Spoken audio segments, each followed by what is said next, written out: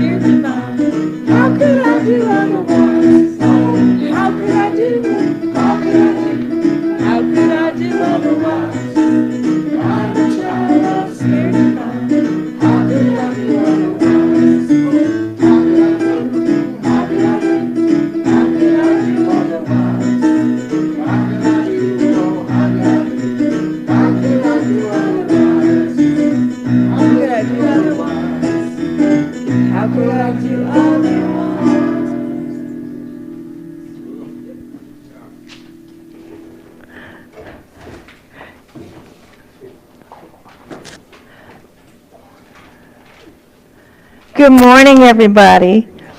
It is so much my pleasure to welcome all of you to be with us here at Louisville Center for Spiritual Living. And I just want to start us beginning at the beginning with an evocation prayer. Taking time to remember to stop before we start and allow for the gap of grace, that space between the peaks and the valleys that is neither up nor down, but that instant between the two, which is the space of the wellspring of first cause that is pure spirit, formless and eternal and everlasting. And so I invite us all, just take a moment and breathe consciously and notice. Notice the space between the in-breath and the exhale. And as we consciously engage that together, we consciously breathe together. And we are one not only in the purity of spirit, but in intention as the community of Louisville Center for Spiritual Living and as the community of this day. No matter if this is your first time here or if you've been here countless times, this group is precious and unique, and you are welcome. And so I release it, I let it be, and so it is.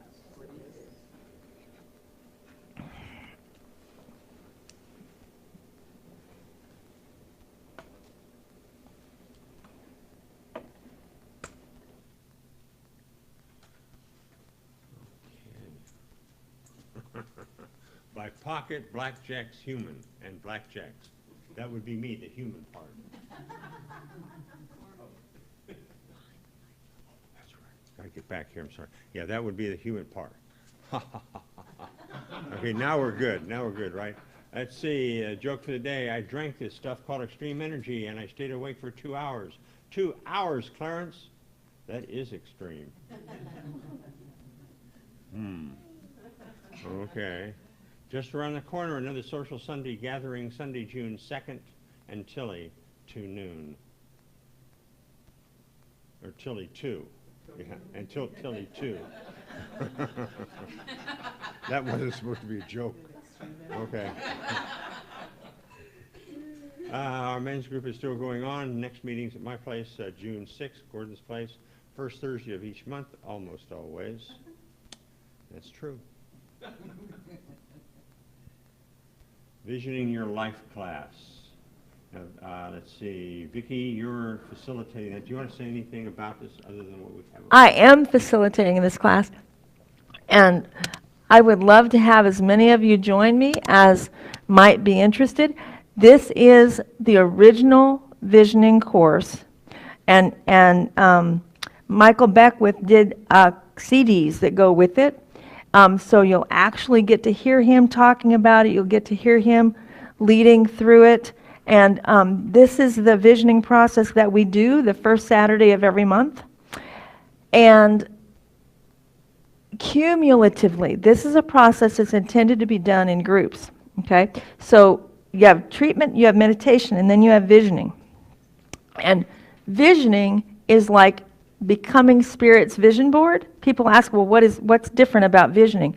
But you open yourself up to just let Spirit like plaster its own pictures up there. So you get pictures, you get images, you get all kinds of different things. Cumulatively, it becomes a process such as the reason why Michael Beckwith made it into a whole class, that's how he built Agape. Okay, when you hear about the center that's called Agape, it started out as a center for spiritual living. Okay, but working visioning with his people consistently, and yes, it took years, but his organization got so big, it became its own thing. And it's not that everything's supposed to get that big, but it's about understanding that it's another very simple, very gentle process that just opens up floodgates of what's possible for you in your life. So that's visioning. The cost is $100 plus the CDs. The CDs are about $25. And it starts on June the 11th, 6:30 in the evening to 9. You can either be on your computer or you can just be on your phone.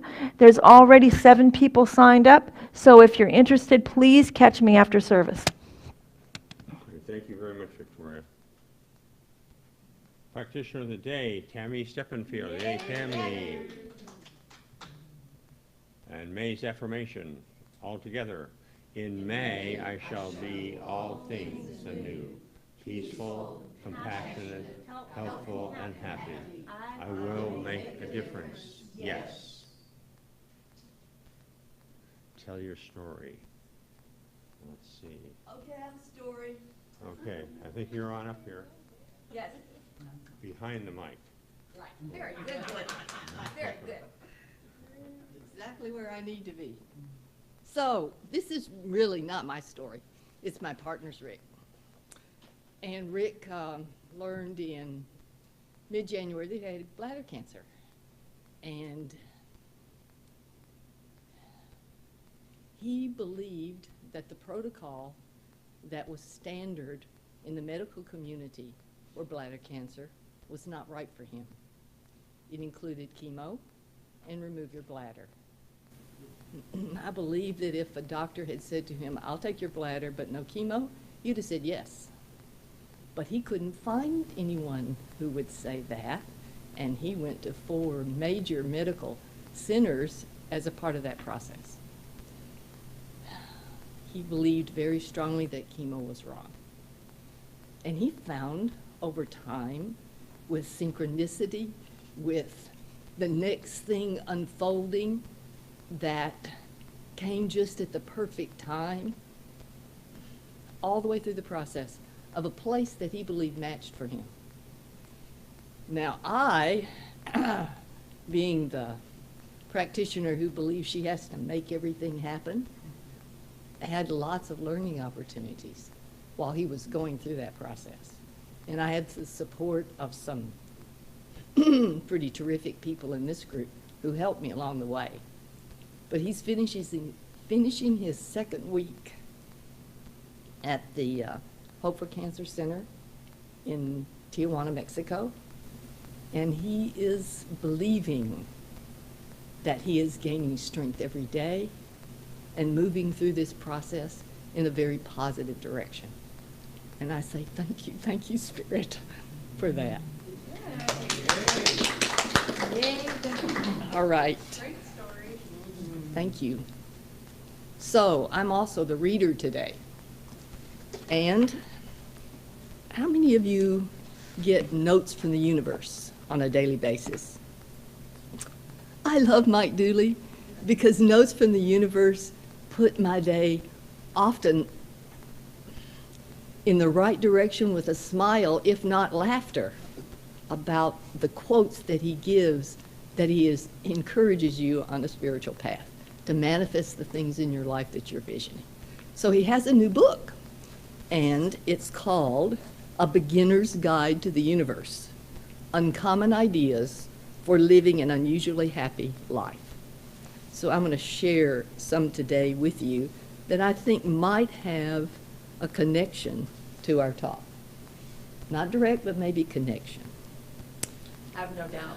No matter what you may go after in life, getting what you want will always boil down to a little bit of divine intervention, your own. The speed with which any dream can be realized is always a function of how small the miracles have to be in order not to freak out the dreamer. The difference between the have and the have-not is always down to imagination. Detours, challenges, and crises are simply cover for miracles that had no other way of reaching you. I've had a lot of time to think about that one over the past 6 months. Don't let the miracles that have not transpired yet blind you to those that have. Thoughts become things. That explains where you fit into the equation of reality creation. You're a creator yourself. Nothing will change in your life as much as changing your mind. And until you dream, there isn't a mold. Until you speak, there isn't a promise. Until you move, there isn't a path. Yet do these things, and you'll arrange the stars that shine on your life. Thank you.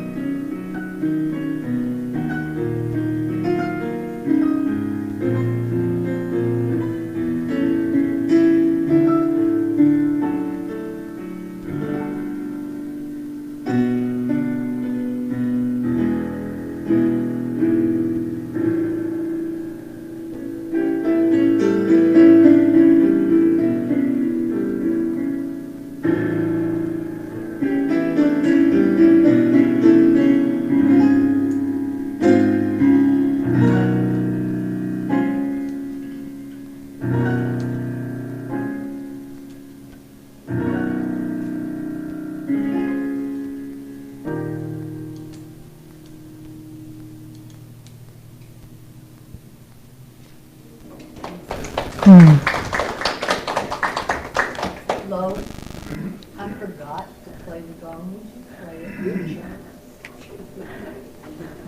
We need to put that on the You order. didn't forget, you waited. Right.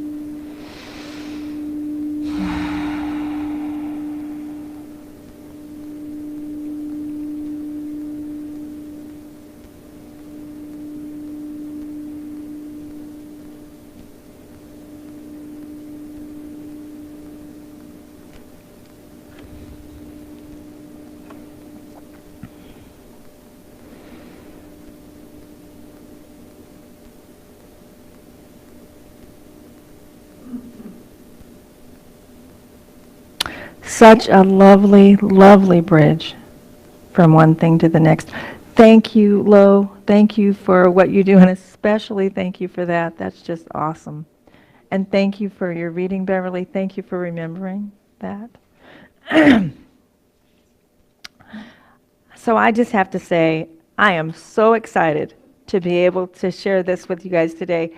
I've been holding this talk for a while, and this is just a perfect time.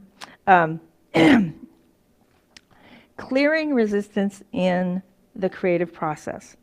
So one of the things that's also true about that, the actual title could be clearing or transforming resistance in the creative process. And I just want to start out by, first of all, giving you kind of an order of how this is going to go so that you know what to expect.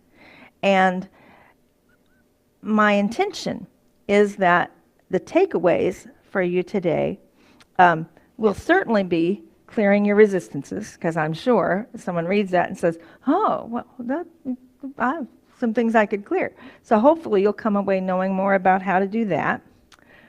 And then a change in perspective about resistance, so that when resistance comes up, it's not like, immediately a reactive battle or tug of war. And next, that being the case, understanding a little bit more about how to change your relationship to resistance so that it becomes an ally. And finally, and this was unexpected, getting ready for this talk was so much fun for me because I really came away with a deeper and broader, felt living sense of our unity and how it is that everything is all one, and what that means as the presence that is all one moves into these individual forms that we live in. In my experience, I know I have, and most of the people I know would love to have more of a felt sense of how we can be in our autonomy and yet really feel on an everyday basis that we're one. And so I came away with that, and I've been working with it for weeks, and so I don't know if you will exactly come away with that today, but if you can find ways to keep in mind some of what I'm going to offer here and look for it in your life, my sense is that by practicing looking for it, you may come away with your own version of what I came away with, a felt sense of how it is that we're truly all one, and we can see it everywhere if we're looking through a particular lens. So now the first thing that I want to do, if you will change to the next slide for me. Okay, so there's constructive resistance that equals leverage, and there's destructive resistance that equals the flow being impeded. Okay, so think about each of those for just a moment. I'm going to try to go slow enough not to have this information, kind of just roll from one thing to the next without you being able to think about it a little bit. So when you see that constructive resistance equals leverage, who has an idea of what that means? You have a sense of that? It's okay if you don't. I'm just checking. Okay, so one example of constructive resistance equaling leverage, how many of you have ever used an old-time jack to prop up to change a tire? Okay. That leveraging, okay, that's why that works.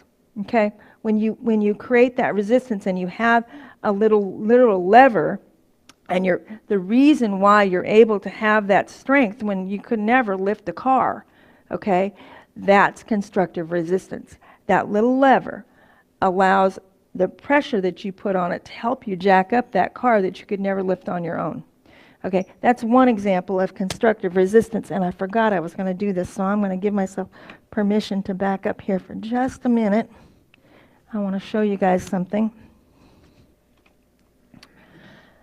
On my own, right now, if I was just standing here, and I can stand still without anything to lean on for very short periods, I don't have, for some reason, I don't have the strength in my hip to lift this foot without something pressuring it, okay? And it took me forever to figure that out. But somehow, having leverage here, if I have something I can push on here or here, then I can lift this up better. And that's constructive resistance. And the way that you can look for constructive resistance in your life is notice Just set your witness self to noticing how much you do with your feet and your hands that has something to do with one thing pushing off of another. Happens all the time. There's so many things that we would not be able to do if we didn't have one thing pushing off of another. Okay? So that's one way to look at constructive resistance. Now, destructive resistance is impedance, and how many of you feel much more in understanding naturally of how it feels to be impeded? Okay, so we probably don't need a lot of examples about what we would call negative impedance, okay? Now, before I go to the next thing, I also learned in studying this, if you actually look at electronics, there's another word that's called impedance, and it's spelled with an A, okay? And it actually is the same kind of function, but it's necessary impedance, okay? And this is part of what we're going to get to about shifting some of your perspective when you run into impedance in your life, okay? How many of you are familiar with what it feels like to be overwhelmed? Okay? And when you get overwhelmed, how would you describe what happens? Okay, like you're going along, everything is fine, and then suddenly there's too much noise or too much input or too much what? And what happens inside you? Shut down. Okay? That is a natural function that happens in all electronic circuits because we are like a carbon unit electronic circuit, okay?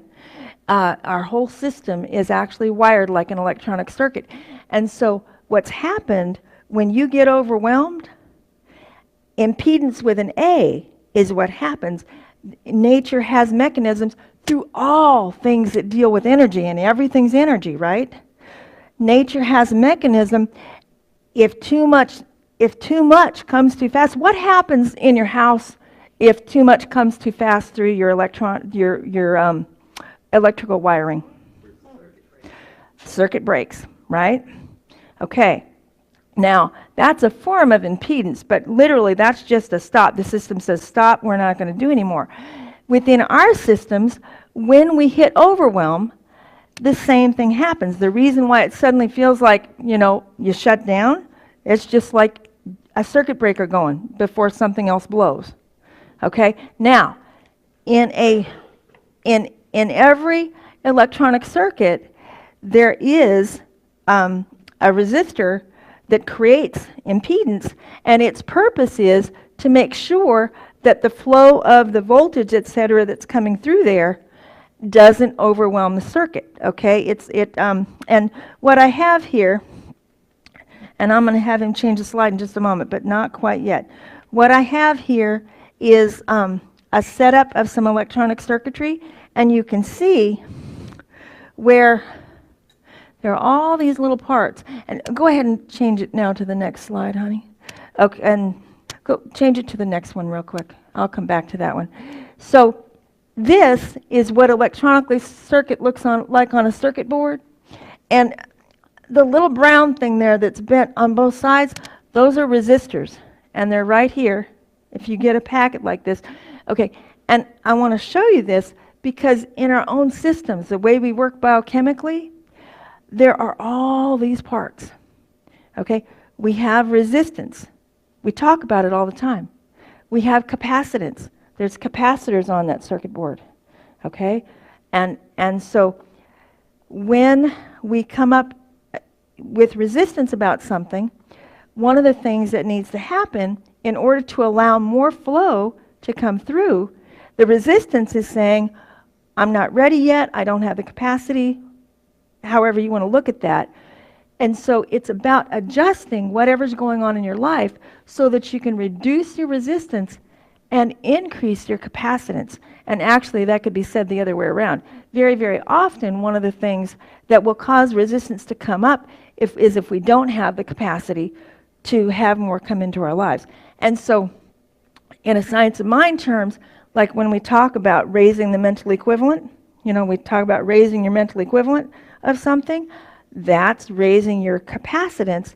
And as you raise your capacitance for good to happen, you then can have less resistance because you don't need as much resistance if you have more room for what's happening. Okay, so now go back, if you would, sweetheart, to the other one.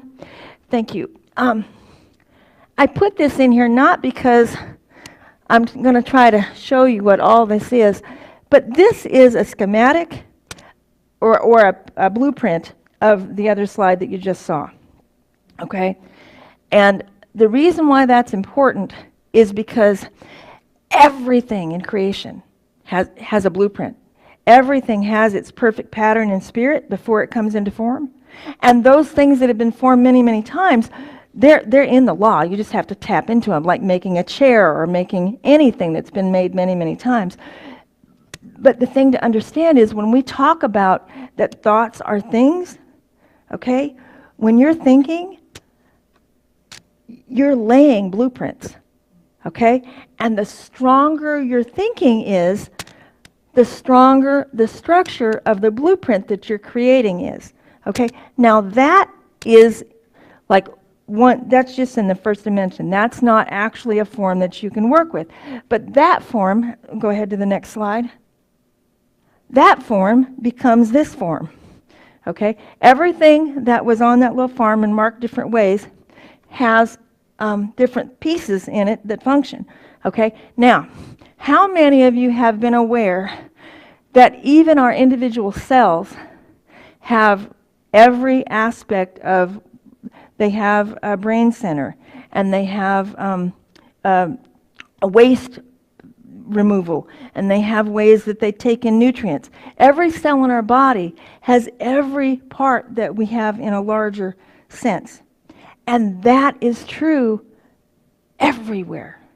Okay? Now, on a spiritual level, Thomas Troward, I think you guys have heard me probably say this before, he says that spirit is always looking, it thrives on increasing levels of order. Okay? Now, when I first heard that, I thought, oh my God, so to become a metaphysician, I have to get more organized? I'm like, oh, please. And to an extent, that's true. But when he's saying that there's increasing levels of order, that's not exactly just what he's talking about. What he's talking about is that the law that is supporting creation is working the same at all levels. It's working at the cellular level. It's working at the next level of life after that, and the next level of life after that, and it gets larger and larger and larger going up as things expand, right? But the systems that support it are the same. And that's also why, like, how many of you have ever gone to a foot reflexology person? And what do you know about what they can tell in foot reflexology about your whole body? There's a spot on your foot for every form in your body, okay? And that's one reflection of the truth of this, okay? And so the thing is that spirit starts with small things in size. In spirit, there is no size, okay? But in actual temporal form, everything grows like a single-celled amoeba has. It takes in energy and gives off energy and the whole thing. And then you put together a whole bunch of single cells and you have the next size of something, right? And so then when you look at something like this and you realize that what's happening here is also happening here, then for me, it gets easier to let go of the size of things and just say, okay, so I'm in the creative process. I need energy, I need flow, I need structure, okay? And that's your thoughts, okay? So your thoughts offer the directive structure, and then your feelings add in the flavor of the energy that's moving through, okay? And another thing that I learned as I was studying this that I just find fascinating is that we talk a lot about, okay, there's flow, and then there's cycles, okay? Well, in nature and in electronics and in all this stuff, structurally, it's a universal principle. It's energy that flows. It's matter that cycles, Okay? And so when you're thinking about wanting to get into the flow, you're thinking about your energetic level. Okay? You're wanting to, and when we talk about clearing resistance, it's about how can I clear what actually Vernon calls congestion. How can I clear the things that are causing resistance so that more flow can come through, okay? And then it's the flow of the energy that, through the quantum field, that collectively things collect into actual form, okay? And forms, we talk about having the flow of forms coming through our life, and the flow of energy does create the forms, okay? But forms actually don't flow in our life. Forms are continually transforming, okay? So you have individual small things like this, okay? You start with an idea, and the whole system of creation starts, and in the quantum field where all this stuff is accumulating, okay, you start with one little idea, and then different pieces of it come together.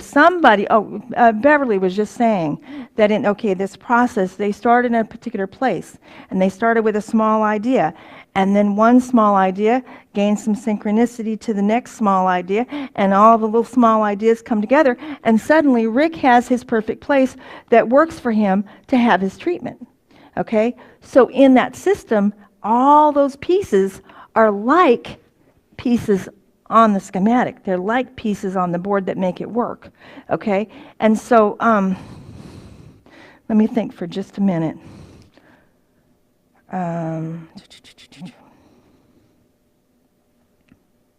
Okay, so I'm going to shift gears for just a second and tell you a little bit about how we got here and how I got so excited about this. As you know, from the last time I spoke, Vernon and I are working very directly to increase what we do in our lives. And so almost exactly a year ago now, it's been 13 months, we engaged a man named Tom Rogers who does like practitioner work with businesses, as if the organization is an entity. So if LCSL was to go and work with Tom Rogers, he would work with the individuals, particularly the leadership, but the collective is LCSL. You guys are all parts of LCSL. And so I got very intrigued about how he does that for our business. And Vern and I were very blessed to spend 15 minutes with that man.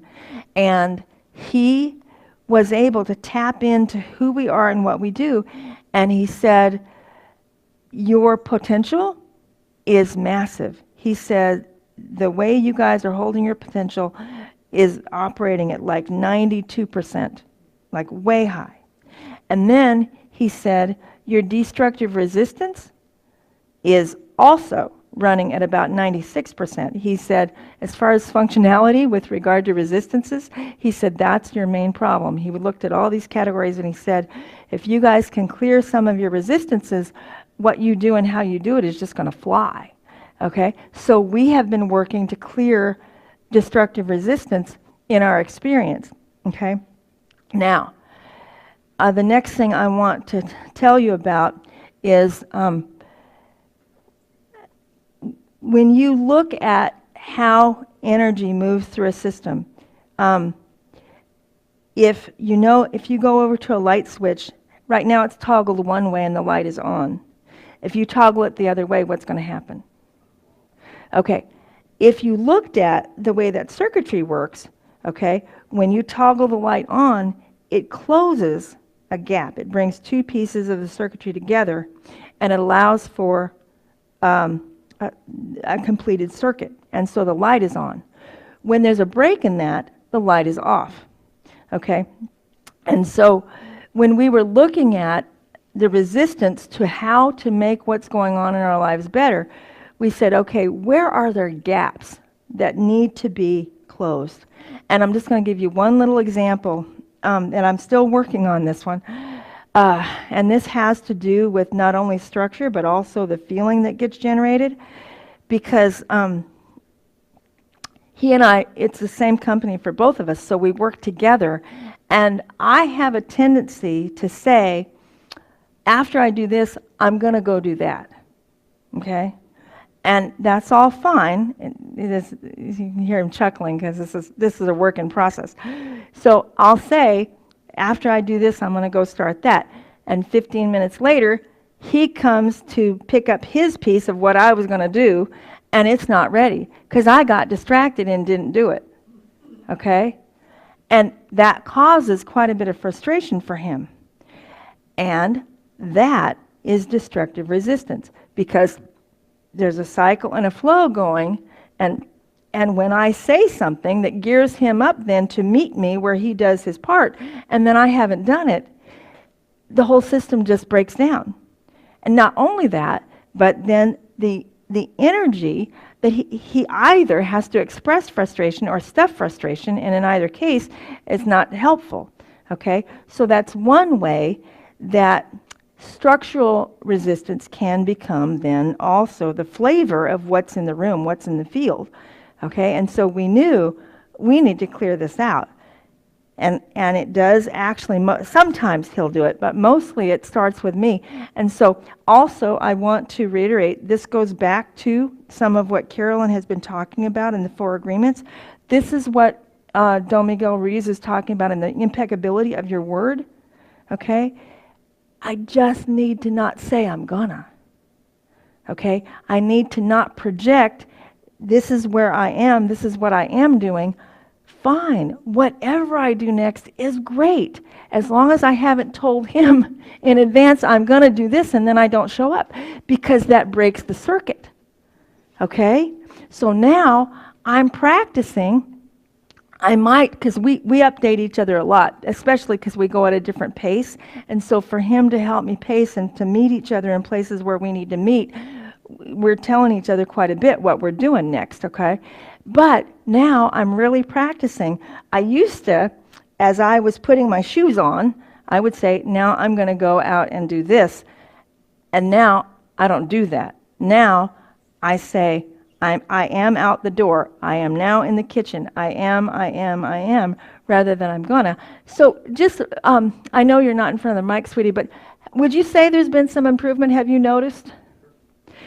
So as I don't do that, then he is not showing up in places that aren't ready, and we have a lot less incompletion in the day. We have a lot less of that broken circuitry. And so I wanted to offer you guys some, first of all, as you find your own names for it, it's not about what the words are. Like, you don't have to worry about whether you call it impedance or any of that. Okay? I really relate to destructive resistance or constructive resistance. Vernon just calls it the destructive resistance congestion. And he'll have days. He came home not too long ago, doesn't remember the full story right now, but he came home and he looked like he'd been chasing, something that he couldn't catch. He goes, oh my God, he says, I've been dealing with destructive resistance all day. I've been clearing congestion. And so one of the ways that I have started determining where my resistances are, that are the congestion that I need to clear out, actually came from when I recently taught Roots of the Science of Mind. We revisited Emma Curtis Hopkins, and she talks about, now understand, as she's operating at just about the highest frequency there is, so this is like a goal-oriented thing, but she talks about living from the place of knowing that there is only spirit. Okay? So all of these other things that give us the feeling that we are separated from spirit are, it's not that they're not real, but they're distortions. Okay? And so I said to myself, well, if I stand squarely in the Emma camp and I look at anything and I say, do I effortlessly see the qualities of God? Do I effortlessly, in this experience, see peace and harmony or whatever it is that can be a quality of God? And if I don't, then That's one place for me to look. What would it take for me to get there? And as I determine what it would take for me to get there, that's a place where it very often will be revealed, this is one thing that I need to do. Okay? So I'm going to shift just a little bit more here because I want to show you one more thing about this to leave you with. About completing circuitry, okay, and about the fact that our systems are wired as a circuit. That's spiritually and in body, and coming in tune with how your body circuitry is serving your spiritual circuitry is so powerful, and that's my purpose in telling you this last thing, okay? There is an area of your brain which would be like one board here, okay? If you hadn't noticed, all these different pieces, when they all come together, that's a hard drive for your computer, okay? So that's like the whole system, okay? So there's an area of the brain that is called the seeking system, and the seeking system is what is fired up when we get inspired. And it can be inspired on a primal level, or it can be inspired on a creative level, okay? As you can imagine, it's called the seeking system because it's what keeps us moving when we want something. Like if you get thirsty, your seeking system, it's the seeking system that tells an animal how to find water. Do you ever wonder when you watch the nature shows how animals find water? Well, they can smell it for one thing, but what keeps them looking, what keeps them knowing what they are looking for is the seeking system in the brain, okay? And so the thing is that the key to the seeking system is it is part of a circuit that has to do with, okay, we want something. Well, what's on the other end of wanting something if you're going to figure it's functioning well? What do you suppose happens if an animal is seeking water and doesn't find it? Yes. Okay. Exactly. So a well-functioning system, for it to keep functioning well, the seeking system has to get what it needs, okay? It's like, don't overstretch that rubber band. If you need something for too long and you don't get it, that's like overstretching the rubber band, okay? So, seeking and reward is a powerful thing, okay? So, when you have a desire, okay, some desires, they are a longer process. But if you know that your system is going to stay fired up better to create more, if you occasionally get a sense of fulfillment, that's a beautiful thing, okay? Because that is like closing the circuit. When your seeking system gets fired up and you don't get that feeling, oh, I got there, I did it. You don't get that celebration, then it's like you have all the circuitry, but that switch is not closed, okay? Because when you have a desire running, it's an open process, and then when it gets fulfilled, then you have that sense of completion, okay? And that sense of fulfillment is very energizing. It's very, it's like one of those things where when George says that the universe thrives on increasing levels of order, well, one level of order is what feeds the next. How much life do we think there would be if the single-celled organism never got it together and really figured out how to function as a single-celled organism? You have to have one level of completion in order for that level of completion to then feed the next. Okay? And I'm just realizing there's one, I know I said there was going to be one more thing. This will be my last thing, I promise. This is something to look at, okay? When we take in what we need to create energy, it's the burning of that energy that is the breathing of the system. Okay, if you look this up and you read about it, when we digest our food and our food feeds our cells, it's that process of feeding those cells that energy. It's a kind of respiration. And we say very often in this teaching, everything in the universe breathes. Well, that's a literally true story. Okay? And so that also true too.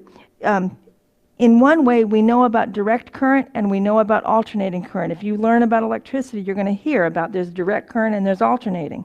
Direct current is not used so much today. But the thing to know about the creative process in the universe is it is a direct current process where you start with a smaller thing and it works its way up. It's like it expands from one thing to the next to the next. Okay? And that's why in nature, where you see smaller animals feed larger animals, feed larger animals, feed larger animals. That is not only the way we have thought to see it in our everyday brains, watching it on the movie channel, TV. It's also a very pristine reflection of the direct current process. Direct current moves from one level to the next, to the next, to the next. Okay? And so it's the same in what you're working with in your life. There's a direct current moving from one stage to the next to the next. And when you can realize that that's what's happening and that all of it within the forms, okay, as one form becomes another, the original form may or may not still exist. It's transformed into the next thing. And so like when we come in here, we move from pure energy, which is pure flow, into form, which then goes through cycles, and we cycle back out into pure energy. Okay? And you can see this everywhere. And so I just leave you with that thought. Let's just take a moment's stillness. As I realize there is more that could potentially be said here, I could talk for a long time. So I will just call that closed and invite you all to, let's see, I believe that I will close with a guided meditation about this.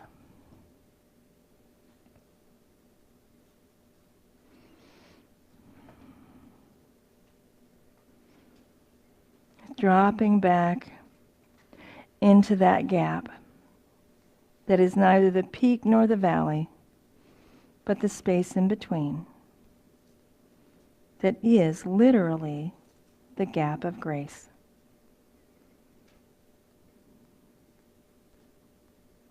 That's the space where omnipresence doesn't even move. It is the purity of essence, the purity of all that is known. And it's actually from there that we come. So just allow yourself to drop into that space for just a moment. Imagine as if being in Gulliver's Travels. And we start within the void. And then the original impulse of spirit to be moves. And our original signature becomes an idea in the mind of God. And from that idea, there coagulates an originating cell. And that one cell is both the simplicity of singularity and everything we will ever become, all at the same time. And the order of creation then multiplies. And originally, that multiplication is all exactly the same. There is no individuation of those cells at all. Until there's enough organization there that it breaks through to the next level. And suddenly, each cell has its own instructions, its own communication from spirit that says, you're a part of a pinky finger, and you're part of a big toe, and you're a part of an ear, and you're a part of a liver.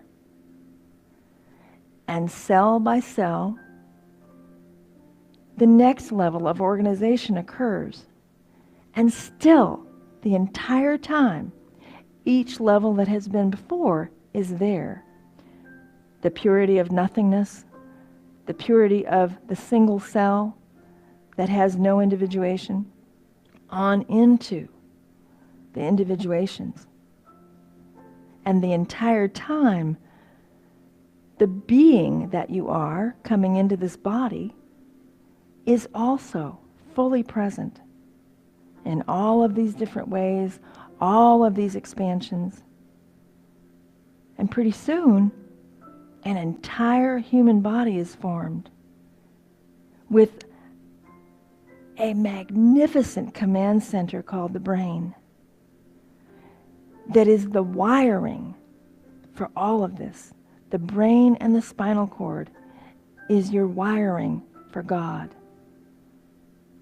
And the life that you are, the being that you are, is the energy that moves through the vehicle.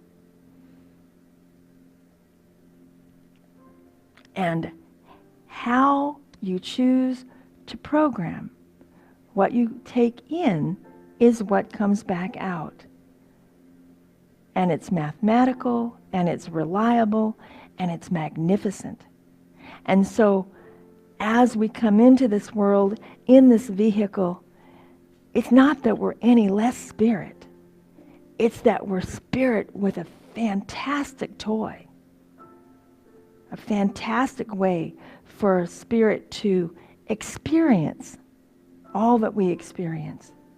And we have the capacity, and we have the resistance, and we have the reactance, and all of these things.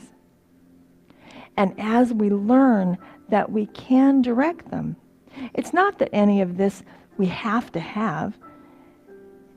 Beings that don't have it operate just the same, just fine. Life goes right on. But as conscious co-creators, recognizing the power of the word, that we talk about reactivity, that we talk about resistance, we talk about wanting to expand our capacity, and recognizing that there's a mechanism for that in God that says, yes, just tweak this just that little much this way, and this much more will get through. And so, right here, right now, just imagine that you have been able to make just that little electronic tweak, or come and completed that circuit. Turn the switch to on rather than off, and feel that completion drop in. Recognizing that it literally turns the light on and makes everything that was in that arena that much more possible. For the awareness, for the energy moving, knowing that all is well. And so, with gratitude, I simply release this into the law, carrying the intentions of every person in this room. And so I let it be, and so it is.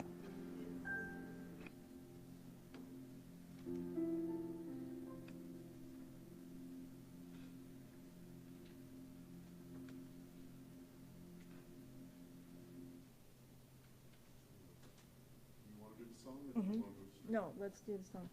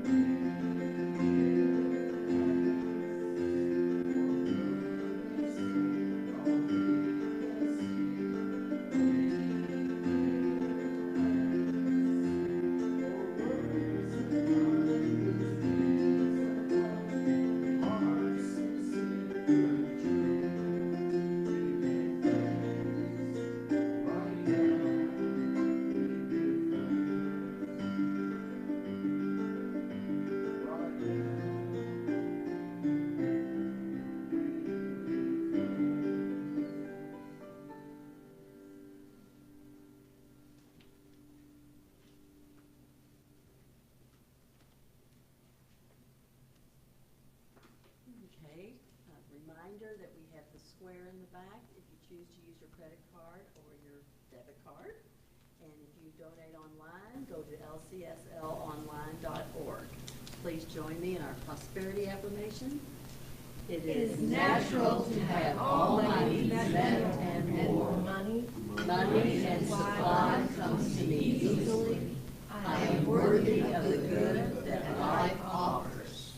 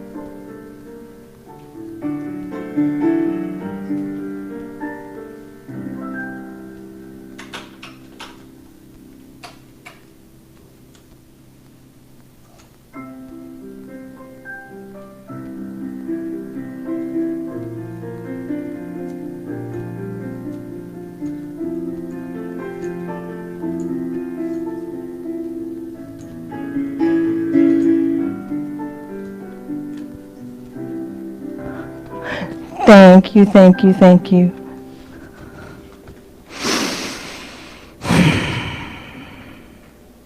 Trusting flow in gratitude and gratitude paid forward. Thank you for the giving. Thank you for the receiving. And we let it be. And so it is.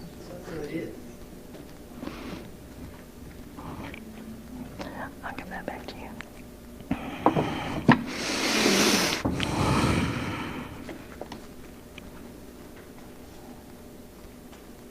So grateful for this particular opportunity to share in specific treatment for our community and for each other. I took a look and to see what was here earlier.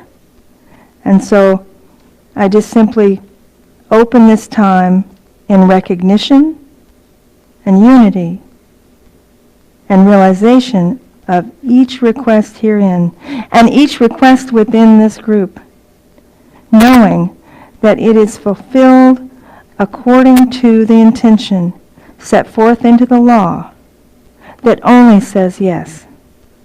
Thank you, thank you, thank you, presence of life.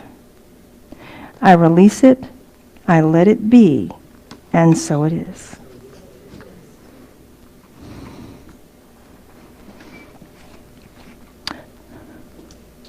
Our song going forth is I Am Connected. If you guys would like to stand and join us in song.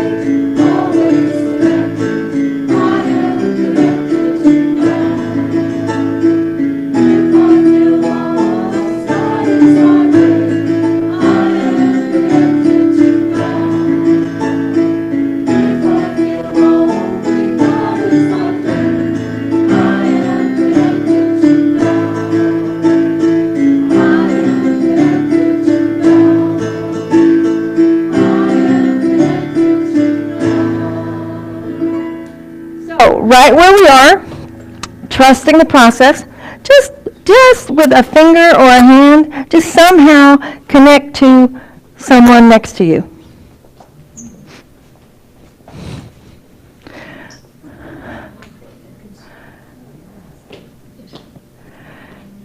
Now think about your sense of the schematic.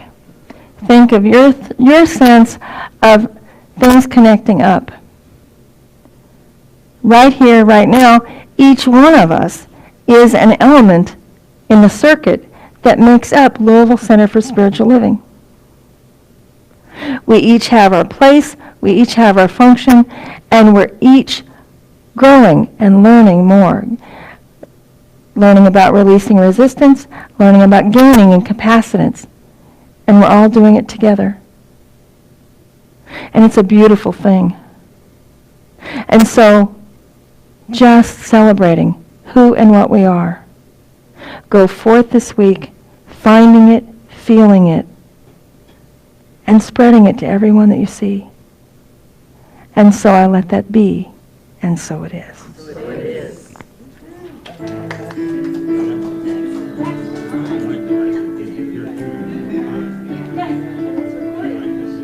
Good, okay.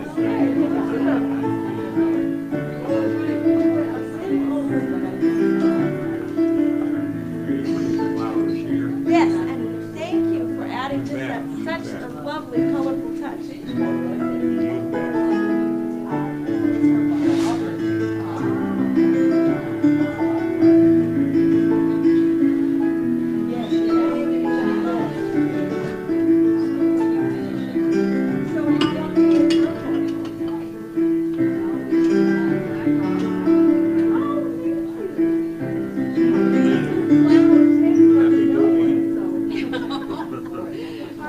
Thank you very much.